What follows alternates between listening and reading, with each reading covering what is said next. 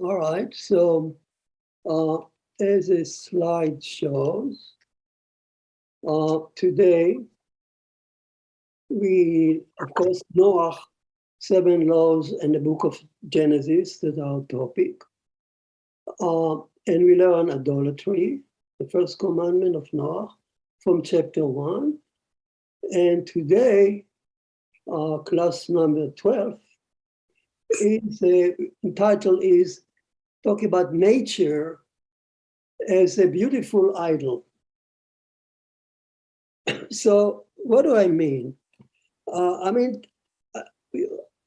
Idolatry, as we define it, comprises of 2 parts. First of all, you need to know God, whom to worship. And then you need to know the idol, whom you should worship not. So until now, we dedicated our class to understand who is God. According to Genesis chapter 1, we stuck to that chapter. And we discussed what the name of our God is from chapter 1, what is oneness. If you breach oneness, it's a sort of idolatry. Of course, if you deny God's existence, it's idolatry. And even if you split the attribute, like in Noah's time and in our time, it's idolatry. We discussed it at length. Now it's about time to move on to the idols. To define, according to chapter 1, who are the idols that are involved, that are prohibited under the commandment of idolatry. So how do you define idol? And what is it? And who are those idols that we are forbidden to worship? So we switch now from identifying God, talking about God. Now we dedicated our classes to define idolatry. Now behind me is this miraculous verse that everything depends on that verse. ELKM said that let us make an Adam in our form, in our image. Here is ELKM announcing the first time ever. He never did it before. Usually he said, before that he used to say, let it be grass, let it be light, but he never announced any plan. Now he announces a plan, which is unusual, a plan how to make Adam in our form, in our image. And the verse, if you look at the verse, it's very vague. To whom he's talking? Let us, in our form, in our image. So the Torah leaves it quite open, undefined, perhaps on purpose. It leaves it in the open. So who are so to whom does he speak? As the Midrash fill the vacuum here, as you know, and many quote this Midrash, a series of Midrashim. ELKM turned to various entities like peace, the angels, and to the truth, and so on. And he asked them, would you like to participate in Adam creation? And they all said, no. Truth said no. Peace said no. And even the angels said no. Because why? Because they were fearful, or they knew that Adam will violate them all. So that's a whole line of midrashim that we learn from when we discuss that verse.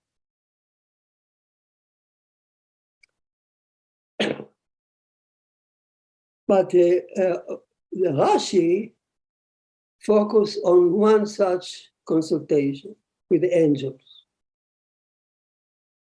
And Rashi said that the Elokim, besides discussing, consulting truth and peace, he also addresses his own angels. And he said, let us, me and you, make Adam in our form, in our image. Do you agree? So according to the Rashi, angel says, our king, what are you doing? Why you consult us at all? Are we not your faithful messengers who usually fulfill your wish with no discretion? We have no discretion. What do you ask us? And they are right, because angels in Hebrew, malach, is simply a messenger. Even a human messenger is malach. So they ask him, why do you consult us? We are your faithful messenger, no point. So Elohim, according to Rashi, Elohim says, I know, but my angel, but I consult you nevertheless, because I want to teach Adam how to rule. That the superior will always consult the inferior. That's Rashi. So to teach Adam modesty. Adam will be arrogant, and I like to teach him modesty, and the superior will consult the inferior. Now, pay attention to the way the angel addressed him. They say, our king. Why they call him our king? Because he was no dictator anymore. During the 6 days, as we learned in the past, during the 6 days, he just gave order like a dictator, consulting no one. Now suddenly he descended from his high pedestal as a dictator. He became a king. He spoke like a king who consult, a democratic king. And that's how he asked the question. He asked the angels, and he wanted to teach Adam to do the same thing, to step down from pedestal of dictatorship and to rule himself and our world as a king who consults, as a democratic king. So here is part one of the discussion between Elohim and the angel. After saying that, after Elohim answered, I consult you nevertheless because I want to teach Adam modesty. The angel continued to ask, our king, but are you not afraid that by speaking in plural, you open the door for idolaters to think that there are more than one creator and speak in plural? Are you not fearful of that?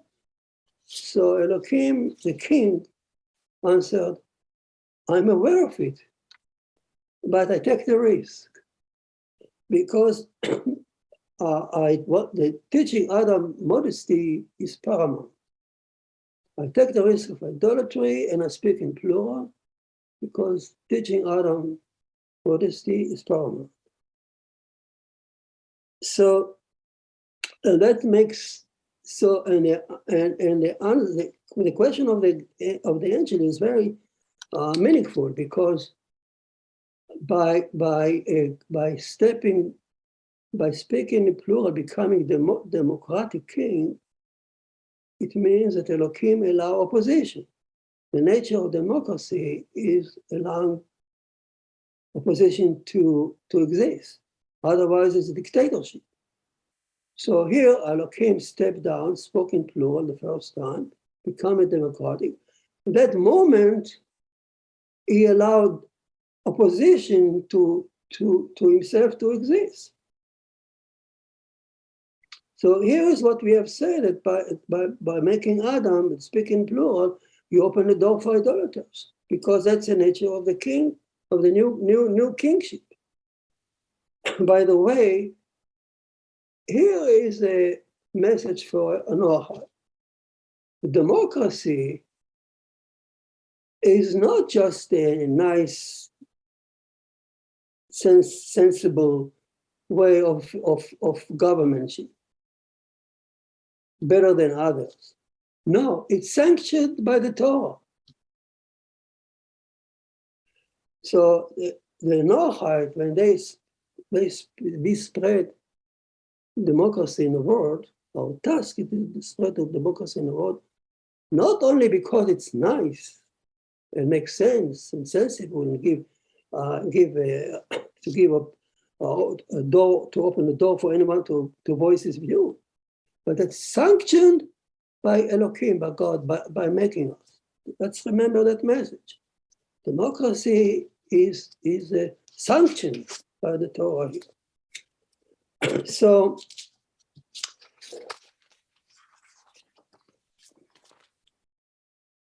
ELKM now spoke in plural and allow opposition to exist, which means allow idolatry to exist. Idolatry means to voice any other opinion, or to worship other God. ELKM will not erase or punish mankind just because he voiced opposition, because he became a king who consulted. He tolerated opposition to a degree, unless. So by idolatry itself is never in the Torah enough cause for ELKM to intervene. Yes, if you slide down from idolatry to adultery, bloodshed, and become evil, show evil, that's a different story. But idolatry by itself is not, as long as it's forbidden, but never, the Torah never punished anyone just because of idolatry itself. Now, ELKM at least doesn't do it. It tolerates, as you see around us. So we go back to the question then, who are the idols? So he allows idolatry to exist.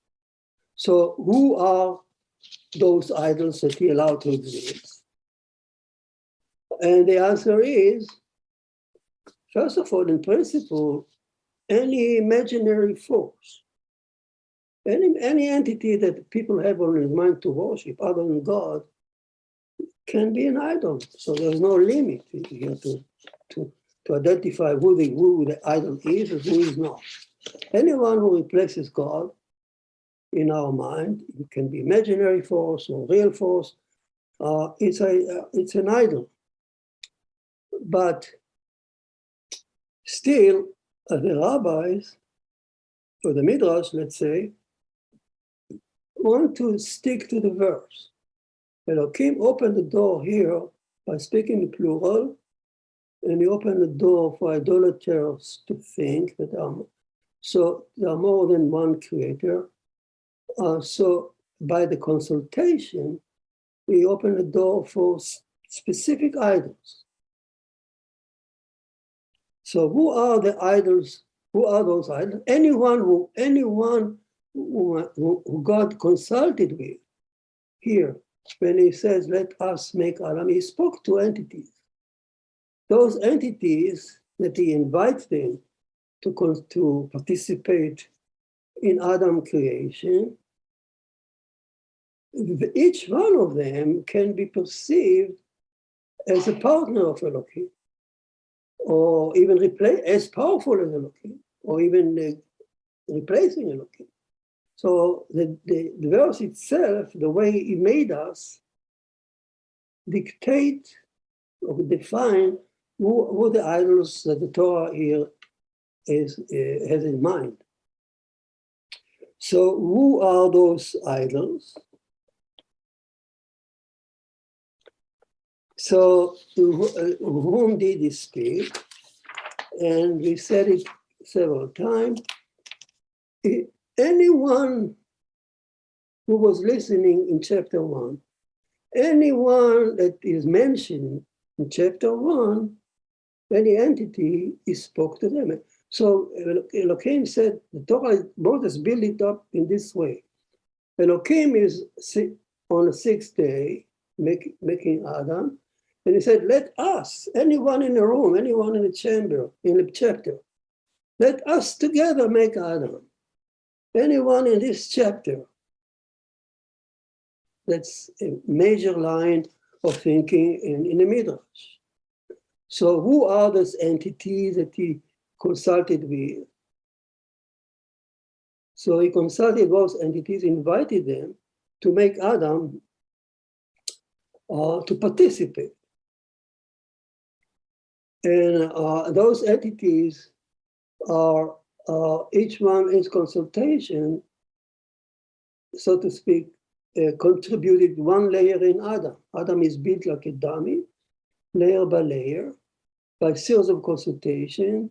Each consultation with the entity is contribute one layer in Adam in soul. Like what? What I'm talking about. For instance, he consulted the 6 days. They are chapter 1. And the king consulted each of the days, and he asked them, could you let us make Adam in our form and our image? This way, he made Adam body from the best material that he has around. We are built from the 6th day. Then I just give you the headline. We'll discuss it in detail in a minute. Then he turned to his wisdom by which he created the world. And he continued and he planted this wisdom in Adam, another layer. And then he consulted the passion and passion desires and planted in Adam. He consulted his self-consciousness and planted in Adam. And many such entities that are mentioned in chapter 1. And he made Adam accordingly. It's like a CEO for modern company that is going to build a humanoid, and he asks his different experts, different branches of the company. You contribute the body, you contribute the mind. You make me. This part of the company will make passion. This is what. So it's a very modern description of making Adam. How different it is. Remember, Moses wrote it 3,500 years ago. At a time that all the nations around him, including the Egyptians, believed in very strange, very weird stories about creation of Adam, ugly stories, full of sexual perversion, weird stories. I don't mean to repeat it. So at that time, Moses gave us a report, which sounds like a very modern company, CEO company. God created Adam by consultation, by inviting different branches of the company to make Adam. That's amazingly, just by itself, is standing out as a, who told it to Moses 3,500 years ago when he was trained in Pharaoh. We know what Pharaoh believed. It's strange, weird stories. I don't want to repeat them now. So, by this series of consultation that we're going to talk now in detail, ELKM created Adam layer by layer to make him ELKM is a provider. ELKM, you know, is a judge, is harsh judge. He is a provider. He's fair, he's harsh, but he's also the provider.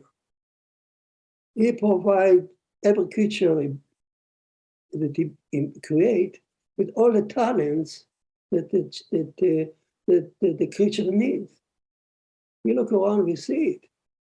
How he gives the gills to the fish, the wing to the bird, the tooth for the crocodile, and there are so many zillion species in the sea and above the sea, warm water and cold water. each creature, small or big, are completely adapted to its environment by special talent. So Elohim, that wisdom, that talent that Elohim gave to each creature to thrive in his environment, he also gave it to Adam.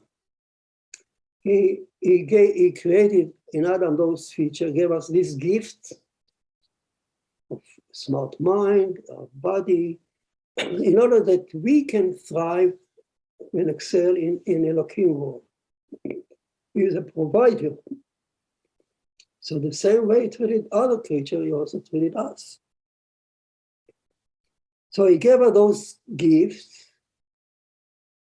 that we should appreciate, but also enriching our life. He gave us also the ability not to enjoy, to create science, to create art, to enjoy it. And he planted in us also the passion or the ability to be fascinating by those very gifts. We are fascinating by nature. We are fascinating by our science. We are fascinated by art, by beauty. Those features that implanted us, including the ability to be fascinated, to adore, to stand in awe. All that is enriching our life and allow us to live a meaningful life in Elohim habitat that he gave us, precious gift. But Elohim at the same time is telling us, man, enjoy nature. Look at it, how beautiful it is. I gave it the ability to be fascinated by it. But don't forget me. Don't forget the one who created nature. You can be so carried out and adore nature that you forget me.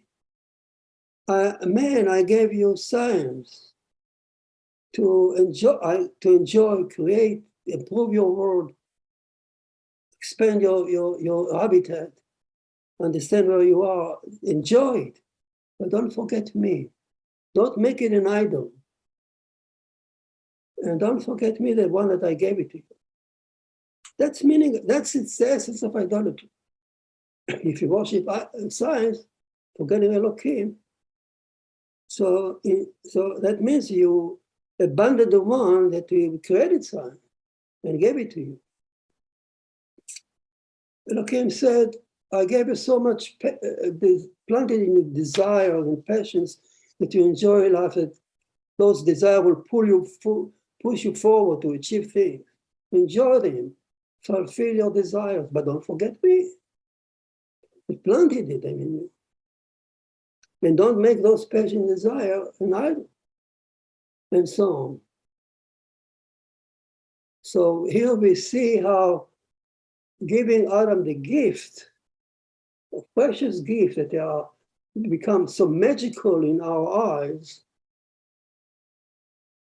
and we are drawn to adore them, to appreciate them, and to appreciate their contribution to our lives. And we turn to swept away so much you can forget God, who planted all these things. And that's the meaning of idolatry. So this is why we say that the same verse that announces the creation of Adam, the same verse allows idolatry to exist. What kind of idolatry? To fall prey to this attraction that we have to these various gifts that we will worship those gifts instead of forget about the one who gave it to us. I'll show you the first. Let's move on today to the first consultation, so everything will be clearer when we start to talk about the consultation themselves. The first consultation, as we said, are the 6 days. So ELKM is standing on the day 6. He wants to create Adam. He looks around and he says, he look and he says, let us make Adam and me. Let me and you creation 6 days. Make Adam in our form, in our image. So he consulted each day separately. He looked at the first day and he said, let's make Adam in our form, in our image. So he looked at it and he looked at it day 1 and he used it, he consulted it. Consulted means he also used it as a blueprint to make Adam. He consulted like a builder consult a master plan. So that's why our body are made of stuff that our stars are made of. As the song, the word of the song say. Because he looked at it, day 1, and we are built with molecules that are baked in nova, exploring nova, organic art. It took billions of years to develop. So you look at those processes and he made it Adam. That's true. Then he turned to day 2 and said, to day 2, let us, me and you, make an Adam. And he looked at the water, day 2 is water, world, and he consulted the water and make Adam body from it. 90% of our body is water. He goes to day 3, the vegetation, from DNA, from the little protozoa with 1 cell to vegetation, big vegetation. He said, let's me and you create Adam. And vegetation agrees, so to speak. And ELKM made Adam body, a layer in Adam body. It made of contribution from vegetation. How do I know? I look at my eyes, the photosynthesis that our eyes perform are derivative from the photosynthesis of the vegetation. The DNA that we have in our body, each cell in our body comes from day 3, from vegetation and day 3. Our blood cells that branch out in our body are like trees. All of that comes from contribution of vegetation to our body. Then you look at day 4, and he said, let us, me and you, make Adam. And they form, contribute to our body the ability to distinguish between day and night, to distinguish seasons, and to sleep, the ability to sleep and wake up, without which our nervous system wouldn't exist. The scholars, the scientists say that without the ability to rest at night, circadian cycle, what we call, nervous system, even if a small worm, won't exist. Every nervous system needs the ability to sleep and discharge, charge its waste, and wake up and start again. That's all contribution of day 4. And then to complete the story, he consulted day 5, and he consulted the fish, and a bird, and a crocodile. And then day 6, consulted the bees, the cattle, and the bees, and the bees, and the snakes, and all that. He consulted them and each one of them made a contribution to Adam. So Adam is summary of all the 6 days that preceded us. Is that true? Well, Is it scientifically sound concept? Look at the embryo. We all of us develop from a single cell to divide into two cells. We then look like a vegetation, then we look like a fish, we look like a bird. Each one of us actually passed the entire evolution, in our mother womb. In fact, the scholar actually put a note, a classical statement that the ontogenesis repeat the phylogenesis. So each one of us, the ontogenesis, individual, repeat the phylogenesis, the species, the evolution. So here comes science, and here comes Moses and say something that science only now understand. That he consulted the sixth day, each day, and made us. And that's why we are fascinated by nature. That's why we identify by nature. We are not alien here. We are part of nature. If we identify with nature, that's a big gift. I can look at the bird and I can emphasize, I can empathize. I know what she wants. I have not only by mind, I feel what she feels, so to speak.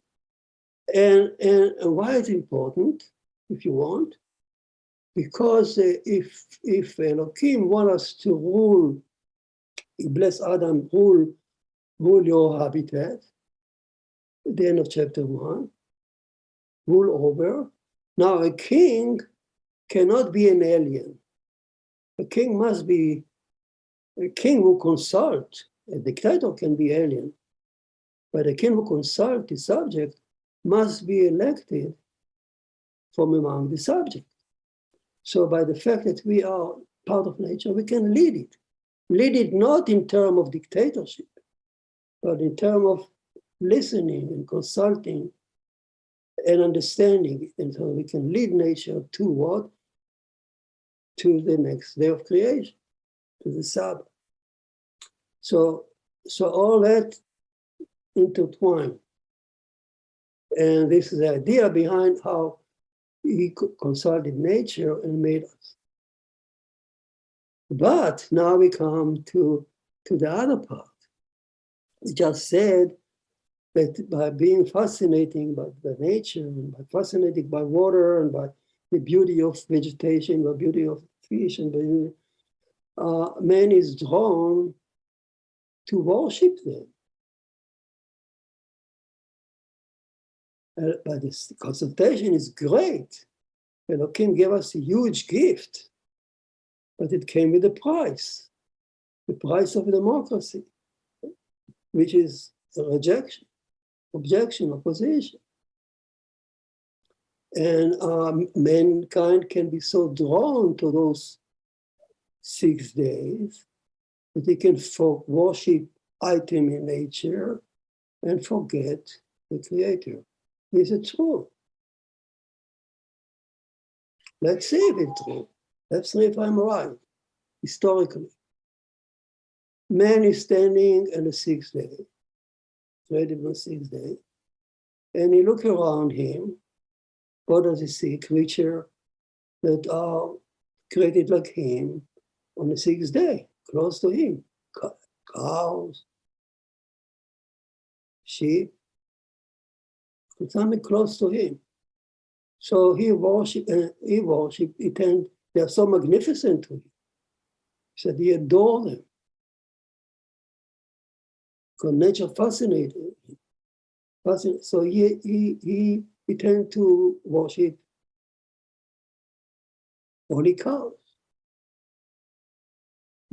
The Philistine worship even fly. The Greek worship beasts, and huge cattle, and dragons, the Chinese. All that is 6 days. Well, this is very ancient, but man became a little smarter, So you look deeper in nature in day 5, what does you see there? You see the fish, crocodile, birds. Look at the Egyptian god. They all have face of fish and crocodile and birds. Exactly like what Moses said was created on day 5. That's the Egyptian god. They all look like him, with the big head, body of a man, but the head is either fish or crocodile or bird. Very common. Other nations too, not only the Egyptian. So man gets smarter in history, and he goes deeper in nature. In day 4, what does he see day 4? Constellation of skies, man, sun and the moon. And he is not worshiping the foolish crocodile anymore, but the stars, the constellation. Look at the Babylonians. Smarter Babylonians, smarter than the Egyptians. They develop astrology. They believe the constellation of the stars control man's fate. They impact history. They invented the clock and all these things. 12 hours, all this invention about mathematics, it's Babylonian. Coming, worshipping items of day 4. Well, other nations get what's smarter even, and they worship day 3. Magnificent trees, vegetation, like the Canaanite. The Canaanite, very poetic, very emotional, and they were impressed by the beauty of vegetation. The Canaanite went to ELKM, actually, day 3, ELKM implanted the seed of life, the fertility itself. Now the Canaanite, as it happened, the goddess, Baal and Ashtoreth, were the idols of fertility. They worship fertility of day 3, sacred prostitution. And they were smart, they were very advanced. They know about astrology, they know about the Egyptian, but they are smarter, more emotional, more poetical. As you see in the archives, beautiful songs